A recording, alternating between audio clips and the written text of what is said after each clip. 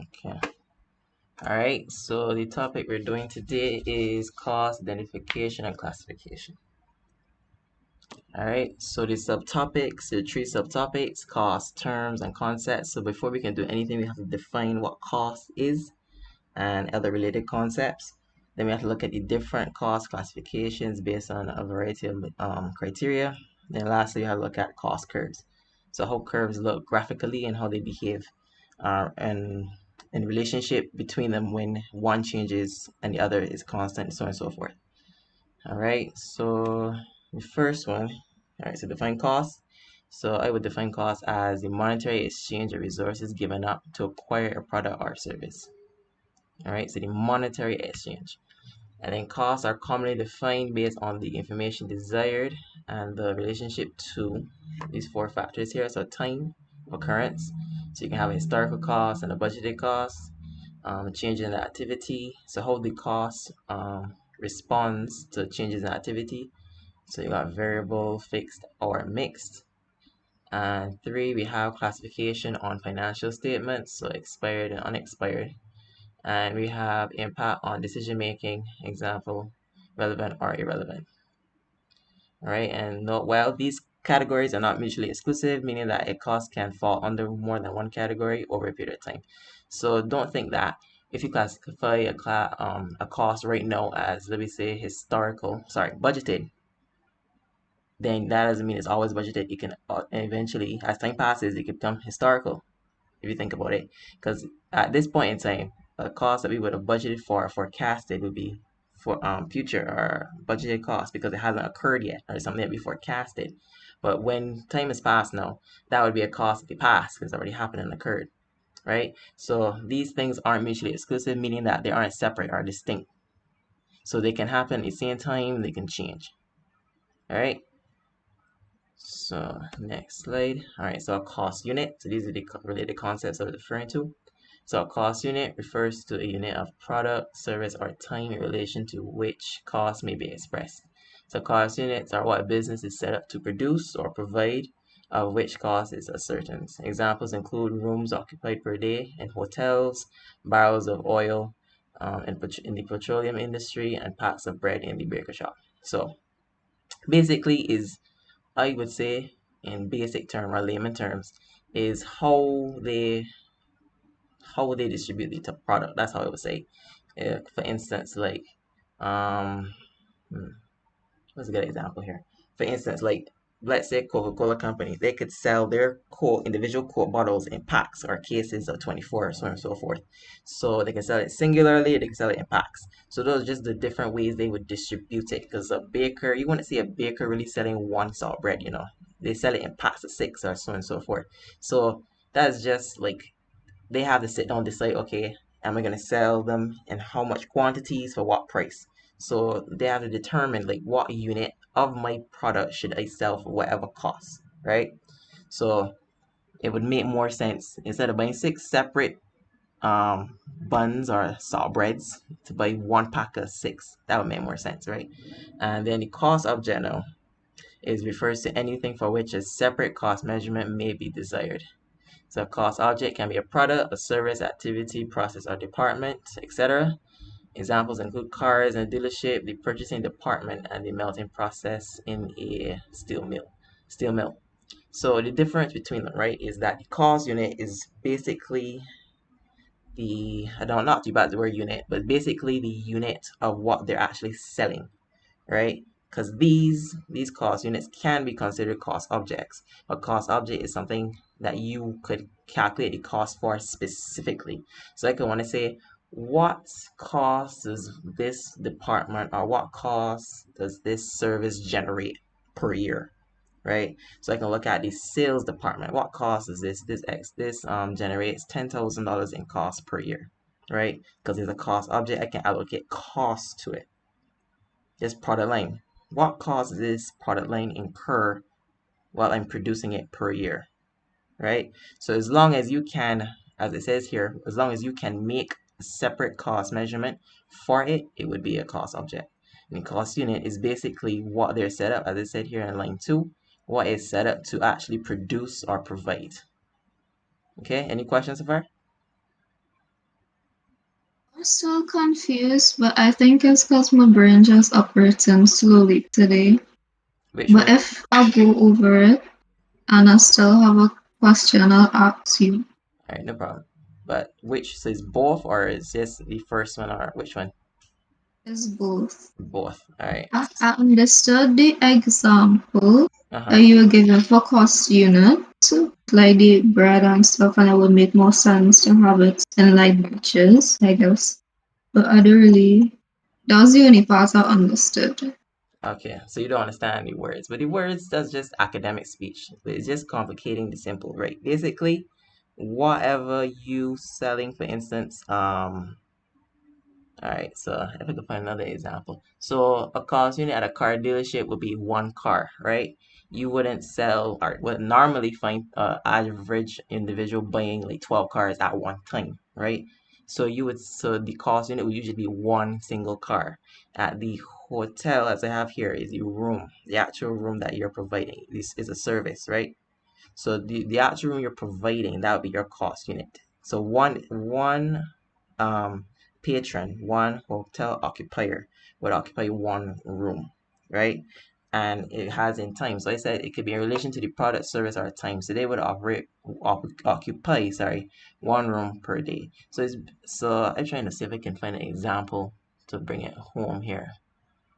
All right, so cost object, anything that you can calculate a separate cost measurement for, right? So in a business, they have a variety of costs. So if, for instance, the cost manager, cost accountant, suppose they want to determine what cost a particular thing generates, then if they can do that, it is a cost object. So as I said here, it could be a product.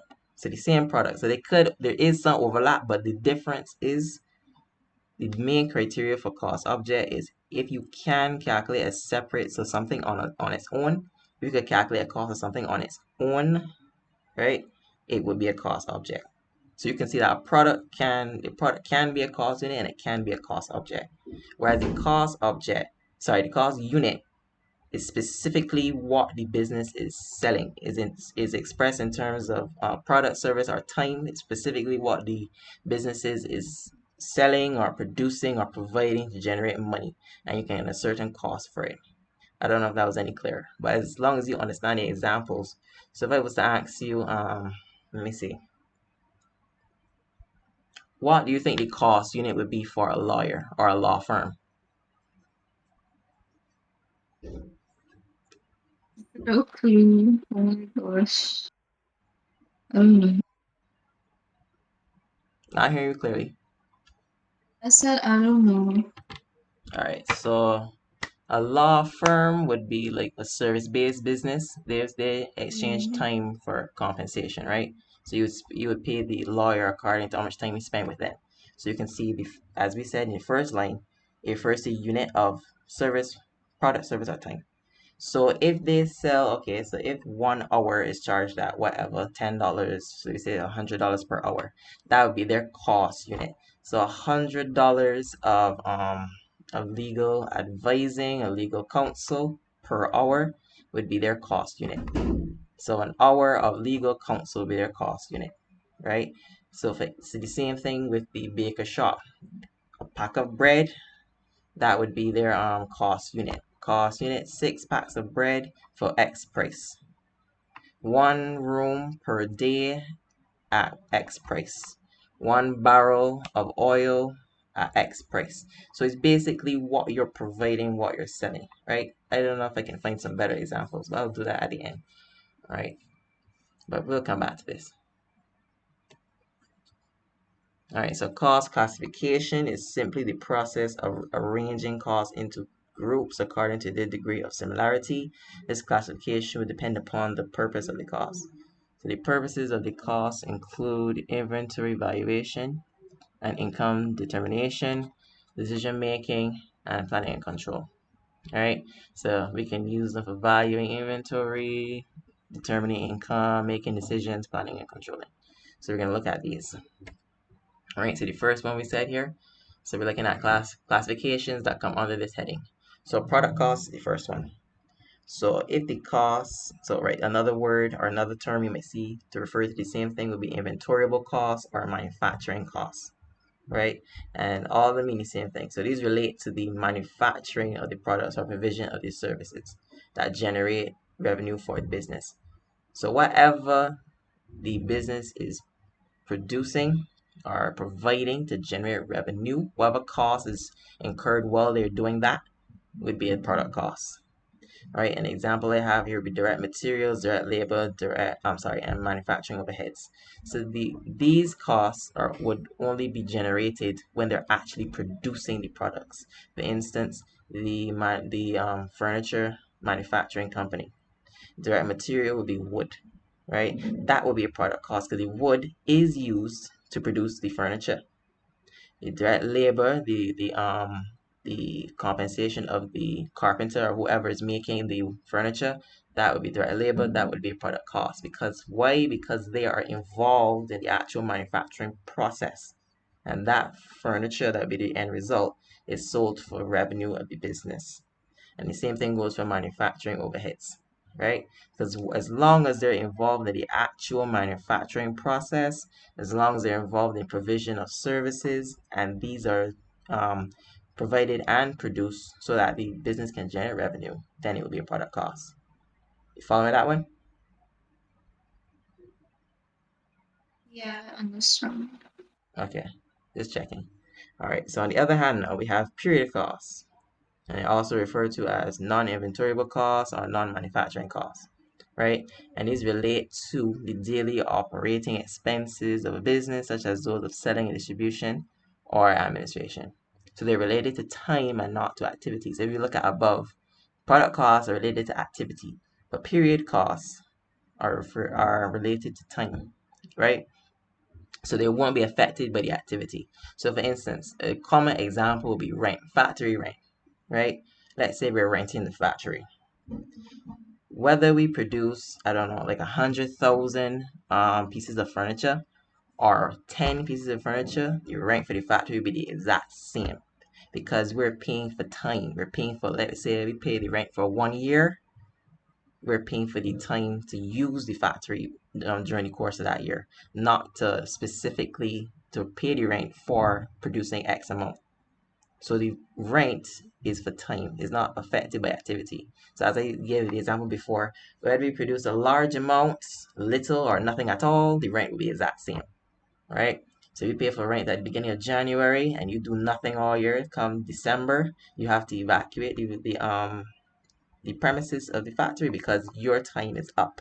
Once your time is up, that cost is already incurred, right? Whereas the product cost, no, we will only incur direct material costs, direct labor costs if we're actually producing, right? Because you can't have a cost for wood sorry, you can't incur costs for direct materials, which is wood in this case, we're using the same example, if you're not producing. You can't pay a carpenter for work if the carpenter is just slacking, they're not doing work, they're just coming to work, eating lunch and going back home.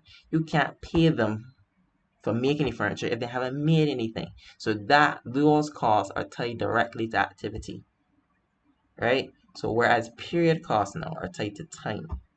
So rent would be an example, insurance would be an example. Whether you make whatever a million pieces of furniture or zero, your insurance would be the exact same, right? That isn't affected by how much you actually produce or what services you actually provide. It is affected by time. Because when you pay the insurance, that's for a month, that's for whatever, a year, whatever the case may be. Okay? Any questions? Yeah, wouldn't I understand the point that you're making with the rent and insurance, right? Uh, But wouldn't rent for factory and anything relating to factory go under manufacturing overheads? If it was like, because when we did it in uh-huh. school, anything with period cost would be like selling and admin and all that, and like rent for the office space and whatever. Wouldn't the rent for factory Oh, and no. insurance for factory be under manufacturing overhead? Well, yeah, you're right. You're right. They use wrong terminology. But the rent, what I was referring to, is the rent for like the office spaces. Sorry, right. Yeah. You're correct. The rent for the office spaces or the insurance for the what you call it now? the office basis, right? You're correct. But the same principle applies for the rent in that case, right?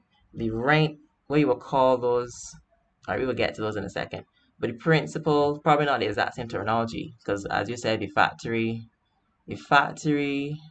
right? The factory insurance would be manufacturing overheads, which is correct, right? But there'll be a different classification. In that case, it will be called fixed, because you have fixed overheads and variable overheads. Variable overheads behave similarly to product costs in that they would react depending on how much activity it is. Fixed now, which would be more so period costs, wouldn't react to it. So you're correct. I just used the wrong word. But you understand the point I'm trying to make, that period costs aren't affected by activity, right? Whereas product costs are. Yeah, I understand. Right, my bad. That was my bad. I just tired. Right, so the next ones we have here. All right, so right, this is what I was talking about. So you have next classification now is fixed versus variable versus mixed, right? So VIX do not change in relation to activity, level activity throughout the relevant range, right? If total fixed cost does not increase nor decrease in response to variations in level of output, but however, unit fixed costs will vary. But we will look at this specifically when we're talking about cost curves. But one thing, as right in the example I have here, are rent and depreciation. So when I say rent, I meant the one when you're looking at the office buildings, the buildings, ones that aren't related to manufacturing. So, like, as I said before, rent wouldn't change in response to activity. It says fixed for the period. Depreciation wouldn't change in relation to activity. It will stay fixed for the period, right? And variable costs are the flip side to that. They do change in relation to the level of activity, right? But as total variable costs would change, unit variable costs would not. We'll look at that when we're doing the what you call it, cost curves. And examples I have here. So see, these same examples overlap. So I have direct materials here and direct labor as variable costs. If you look at the previous slide, I had them as product costs too. Because as we said on the previous slide, even before that, these categories are not mutually exclusive. So you can have one cost being categorized multiple ways, no, or in a different way in the future. So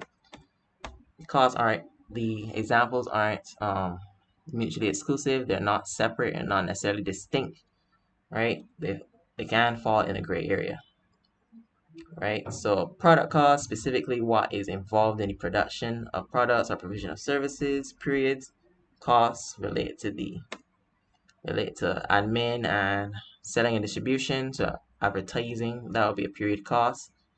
And fixed costs don't really react to changes in the level of activity, whereas variable costs do. All right.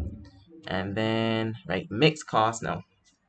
So that's any cost that has both a variable component and a fixed component. And the examples I have here are electricity and telephone bills. So if you know how the electricity bill works is usually that you have a fixed cost that everyone pays, which is basically to have the unit, or what I have here, the basic service charge. So that's to have the unit installed or whatever the case is.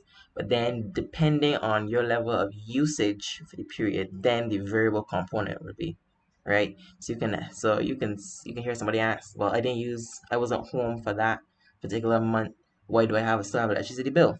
It's because the unit was there. The fixed cost, you still have to pay that regardless of if you use it or not. The variable cost determines how much more thereafter you have to pay, right? And the relevant range, that's just terminology you heard me use before. So that basically refers to the period in which the business's normal operating activities would take place. So over a month, over a year, it depends on business to business, right? So that's basically the time period. So that's with the fixed cost. In the first line here, I said within the relevant range. So it could be a year, it could be a month. All right. So all right. Have any questions on anything on this slide? Well, not on this slide, but would you say that utilities are fixed or variable? Utility? Yeah. You mean like electricity? I think so, because I saw in some questions they just had utility, so I wasn't really sure if to put it on the. Well, okay, so it depends though. I can't just say yes, it is fixed. Yes, they would tell you. They would tell you because even uh, there's even because sometimes they would require you to classify mixed costs as either fixed or variable. So you can have mixed costs that are primarily variable, or you can have fixed costs that are primarily fixed. So depending on like there's a particular calculation, I can't remember what it's called. There's a particular calculation you do to determine if you need to have it like separated, the fixed and variable, then you can choose to separate or distinguish between the fixed costs that are primarily variable, primarily fixed. But I can't just say yes, utilities are fixed, yes, utilities are variable. The question should usually tell you whether if it's solely fixed, solely variable, or if it's a mixed cost in between, right? But utilities, depending on what it is, if it's factory utilities, obviously it would have to come under overheads, but they should tell you but I think usually it'll be variable. Usually you should classify it as variable, but they should tell you like where to classify it or how does it behave and so on and so forth. You get what I'm saying? Yeah, I understand. So it would change from question to question. So they should tell you what kind of cost it is. All right. And I believe these are the last two. Yeah, the last two under this heading. So the last two are direct versus indirect costs. And direct costs refers to those costs that can be specifically traced to a particular cost object. And again, the same examples come up: direct labor, raw materials. Because direct labor and the raw materials are directly or specifically associated with the cost object. For instance, wood. We know that wood is specifically used making furniture, right? And we know based on a time card or whatever source document that this particular carpenter worked on this particular furniture. So we can specifically trace, right, which materials went into making that object, which labor who worked on that object, right? But on the other hand, now, the indirect costs are those costs that cannot be specifically traced, right? So those would be things like, once again, factory insurance and the plant heating and lighting. So these cannot specifically be traced to anything, right, relating to the production. Even the same utility bills, you cannot say X amount of electricity was used to create this set of furniture and Y amount was used to create the other set of furniture. That's not something you could try to make some sort of estimation, but there's no way to know for sure, right? So that's why you can't specifically trace it to one particular thing. Then it will come under the indirect costs. Any questions on this slide? Like, you go ahead. Okay. So the next category now is decision making. So they have different ones under here. So you have relevant or avoidable costs are critical to a particular decision in choosing between alternatives, since these costs would only be incurred depending on the course of action taken. All right, that's a lot of words, but basically what it means is that, all right, let me read the other one before I start to explain. So the irrelevant or unavoidable costs, right, have no impact on decision making since they have already been incurred or a commitment has already been made to incur them. An example would be a sunk cost, and we'll look at sunk costs in a second. So what this means, right? Let's say, let me say that. All right, so let me say you're trying to get to school, right? You're trying to figure out if to take the, I don't know, the 8 o'clock bus or the 8:30 bus, right? So the problem with that is that the 8 o'clock bus, you would have to pay, let me say, $3 in bus fare, and you would get straight to school. But the 8:30 bus, you have to catch a van to that to the other bus stop to get the 8:30 bus, right? So if you look at the example I just gave, in both instances, you would have to pay the bus fare. No matter if you catch the 8 o'clock one or the 8:30 one, you have to pay bus fare, right? But the only one that really matter is the van one in the second option, because that one is only incurred if you choose the second option. If you choose to catch the 8:30 bus, you have to catch a van and a bus, right?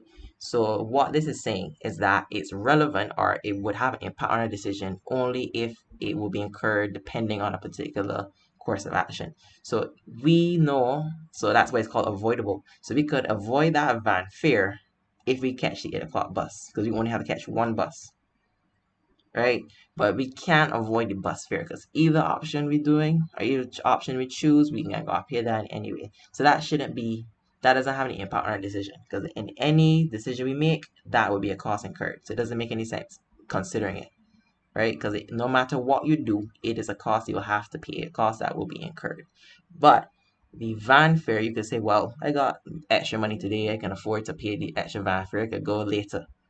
But if you short on change, you would say, okay, well, I don't got that much money, can't afford to catch the van and the bus today, so I'm gonna leave home a little earlier, right? So you can see that the van fare had to impact on your decision because of the money that you would have. But the bus fare, you have to pay that regardless. So that would be unavoidable. Can't do nothing to escape it. It can be incurred regardless. Okay? Follow me? Yeah, I am. Okay, okay. Right. And then opportunity cost now is expressed as the cost of alternatives given up to pursue a certain course of action over another. So opportunity cost is expressed in terms of alternatives, not necessarily monetary, right? So the same example we go back to, anything you have to give up to pursue the particular course of action would be your opportunity cost, right? So for instance, if you chose to go the 8 o'clock, your opportunity cost would be the bus fare because you had to give up catching the van later to catch the bus earlier. Whatever you have to give up. So at university, let me use myself as an example.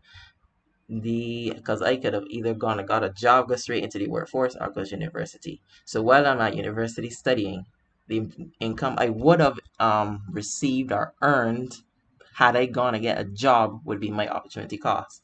Because that would be what I had to give up. I had to give up earning an income working in order to come to university. We could look at it the other way. If I've gone straight into the workforce, right? Whatever certification I would have gotten at university will be my opportunity cost. So you can see it's not strictly in terms of monetary gain or anything, it's in terms of alternatives. So what did I have to give up to do this particular thing? I had to give up earning this amount of money for the 4 years in order to pursue this degree. I had to give up this degree in order to work wherever. You understand? So it's not necessarily money or in currency terms, but it's basically what you had to give up to do a particular thing. Still following?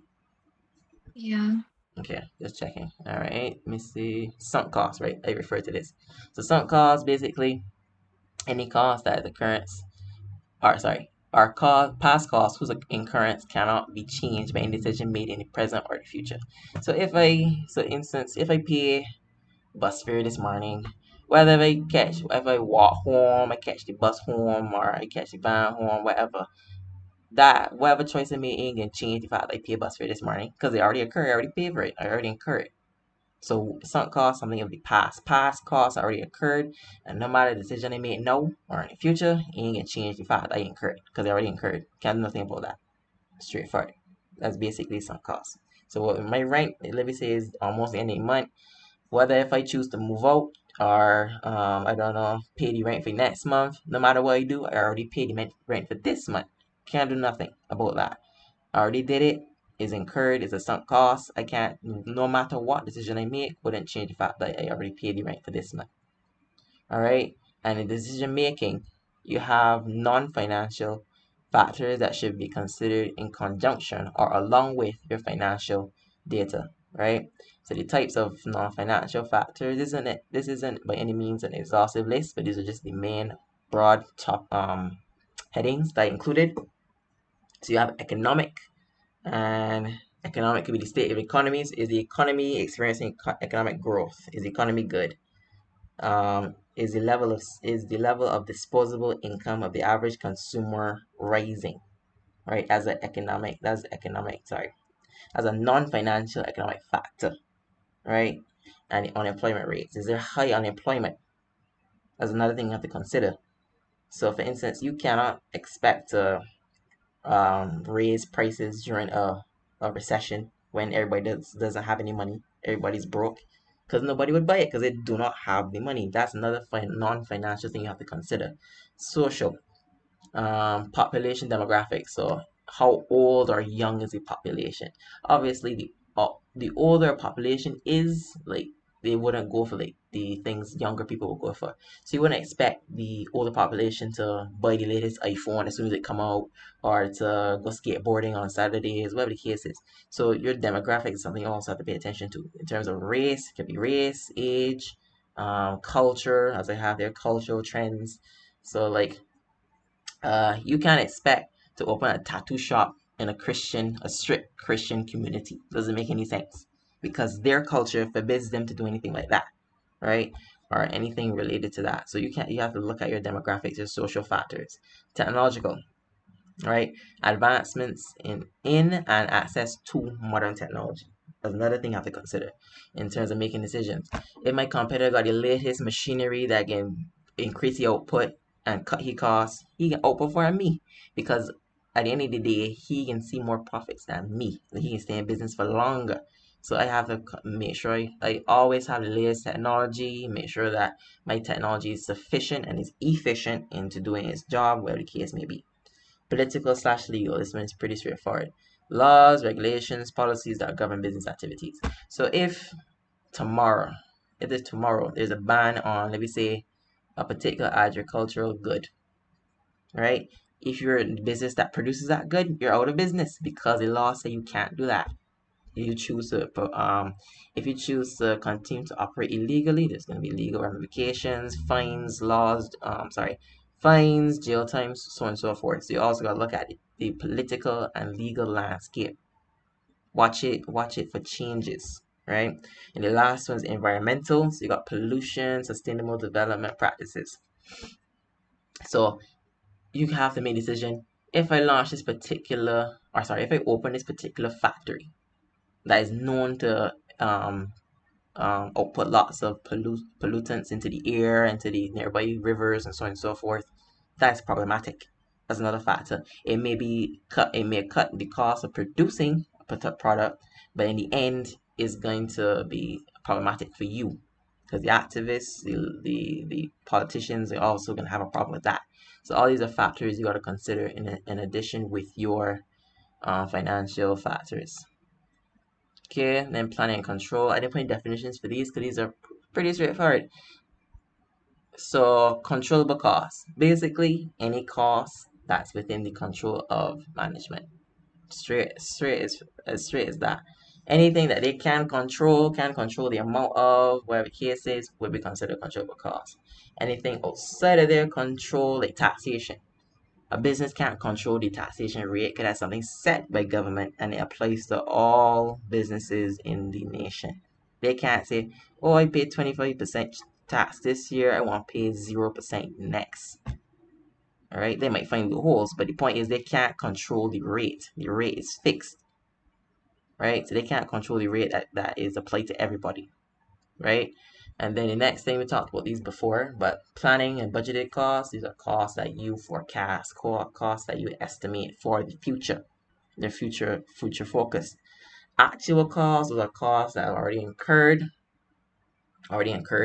and right, they already happened. So they've already taken place in the past. So and you would use plan/budgeted costs and actual costs in tandem. You would compare them. This is where control comes in. So you would say, okay, I made X amount of sales, but I actually plan to make this amount. What do I have to do to boost my sales to meet my target? I plan to do this amount to generate this amount of revenue, and I did better than I expected. What did I do to exceed my expectation, and how can I keep doing it? Anything along those lines. So that's how you can actually control the outcomes of business with costs. Comparing your plan, the actual cost, and taking the relevant corrective action. Any questions on this?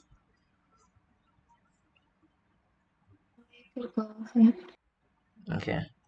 Cost curves. Right, this is what I was referring to. So you basically just have to know how the cost reacts to changes in activity, right? So variable costs. I didn't put anything on the margins. That was my mistake. They probably didn't come up in the PowerPoint. But as output increases on your horizontal axis, cost will increase on the vertical axis. So you can see that, for instance, if cost is here, sorry, if output is here, cost will be here. But if now I move output to here, cost will rise in the same way. So you can see it's always represented by a vertical line like this, sorry, a diagonal line like this, slanted in this direction. So this basically says that if output increases or whatever variable increases, cost will increase. If it decreases, cost will decrease. So they move in the same direction. One increases, the other one decreases, so on and so forth. Wait, sorry. When one increases, the other one increases, so on and so forth. But that's on the total. That's when you're looking at the total variable cost. But if you're looking at the unit variable cost is fixed, which is represented by a horizontal line. So for instance, the more bread you produce, so let me say we produce 50 packs of bread, so the cost would be, if it's $6 to produce a pack of bread, let me say that would be what, 300 in cost, total cost. But the cost per pack wouldn't change. It would still be the same 6. So whatever you produce 1 pack to 100 packs, the cost per pack would be the same, 6 to row. That's why the unit cost is fixed. The unit cost is fixed. But the variable now would be variable. Sorry, let me say foolishness. The variable cost would change, right, as the activity changes. But the unit variable cost wouldn't change. It'd be fixed throughout the relevant range. And then we look at the fixed cost, now the total fixed cost. All right, so through the relevant range, the total fixed cost wouldn't change. So as we said before in the previous examples, rent wouldn't change in regards to activity. So if we produce 1 pack of bread or 1,000 packs of bread, the cost of rent would be the same. But on the unit fixed cost now, it looks like this. It's shaped like, I think the correct term for this is a rectangular parabola, but all you need to know is like it's curved. Right? So basically, for instance, if the cost of all the raw material we use in furniture was like $1,000, and we produce, let's say, 500 pieces of furniture, $1,000 divided by 500 we give $2. Furniture is very cheap to produce. So, but if we increase the amount of furniture we produce, you would see that the cost per furniture, your fixed cost per furniture would decrease. And the opposite way is true. If we decrease the amount of furniture we produce, the cost per furniture would increase. So the same $1,000, if we took us $1,000 to produce 2 pieces of furniture, that means each piece of furniture roughly costs $500 to produce. If we decrease that to like 1 piece of furniture for $1,000, the fixed cost per furniture will be $1,000. So it depends on the activity. So if activity increases, the unit fixed cost would decrease. If activity decreases, the unit fixed cost would increase. That's total and fixed. Next one we have now is the total cost curves. And total cost is simply variable cost plus fixed cost. So the key difference, you might say this looks exactly like the variable cost, but it's a key difference here. If you look at the variable cost, total cost curve, you will see that it starts around the origin. You can extend this line down here, but it starts around the origin, right? But if you look at total fixed cost, it doesn't start around the origin, it starts up here. That's because, right, as we said before, total cost is fixed cost plus variable cost. Total cost would be the minimum. All right, we look over here. Let me say the total cost was here. If then you add the variable cost wouldn't start from the origin. It would start from the minimum fixed cost. It would start from here. So that's why the total fixed cost, it would look like a variable cost curve, but it would start from a different place. It wouldn't start from the origin. It would start from where the fixed cost is based on the equation. So the equation still holds up.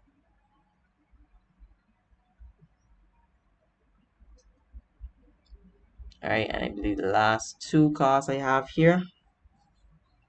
Let me just check. Oh no. All right, the last 3 I have here, the step fixed costs. Right, so it looks like literal steps. So any step variable costs.